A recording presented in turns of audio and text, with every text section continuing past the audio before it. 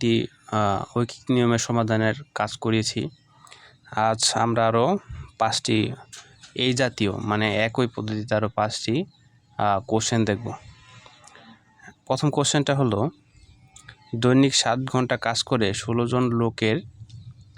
জন লোক 60 দিনে একটি দালান তৈরি করতে পারে।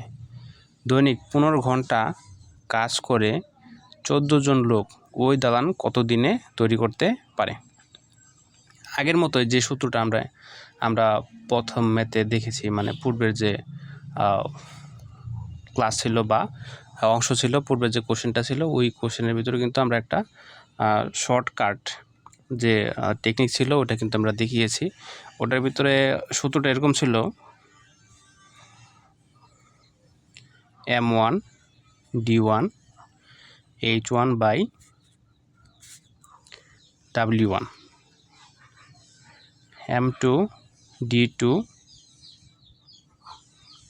H2 by W2।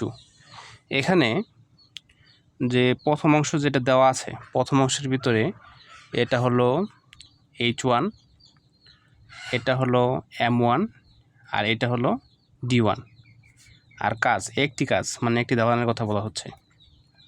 দ্বিতীয় অংশের ক্ষেত্রে এটা হলো আমাদের H2, এটা হলো M2, এবং আমাদের বলা হচ্ছে যে কত দিনে, মানে D2-র মানটা বের করতে বলা হচ্ছে। তাহলে আমরা মানগুলো বসাই। M এর মান হলো, M1 এর মান হলো 16 ইন্টু D1 এর মান কত? D1 এর মান হলো 60,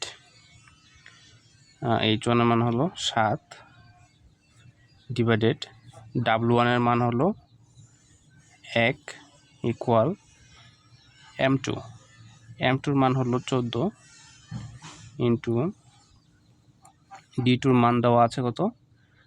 আমাদের D2-র মানটা দেওয়া নাই, এটা আমরা X ধরি, এবং H2-র মান দেওয়া আছে 15 বাই W2 মানে 1। তাহলে এটা আমরা এরকম করে লিখি, 16 ইন্টু 60 ইন্টু 7 সমান সমান 14 ইন্টু X ইন্টু 15। এখন কাটাকাটি করি আমরা।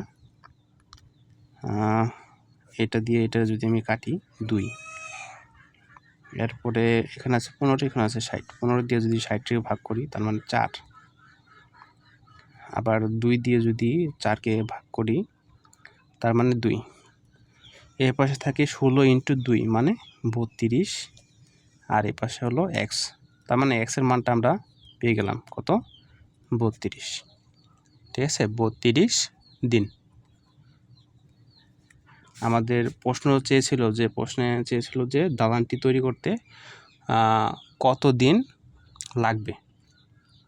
ঠিক আছে, আমরা উত্তর কত পেলাম? 32। এরপর দ্বিতীয় আরেকটা প্রশ্ন। দ্বিতীয় প্রশ্নের ভিতরে প্রশ্নটাও পড়ি আমরা।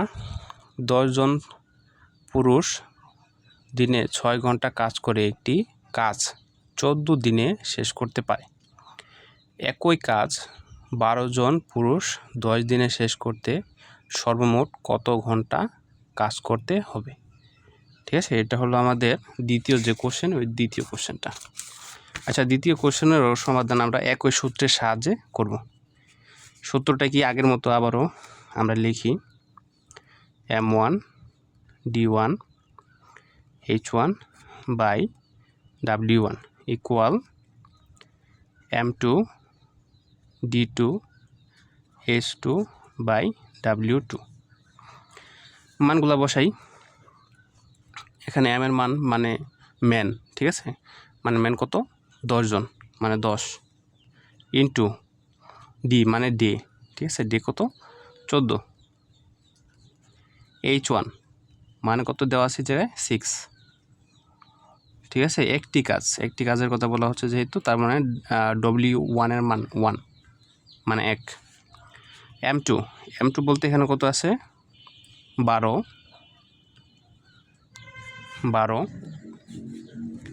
D2 বলতে কত আছে এখানে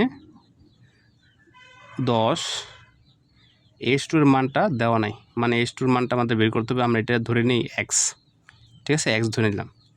আর W2 এটা 1। এখন ক্যালকুলেশন করি, 10 × 14 × 6 ইকুয়াল 12 × 10 × x।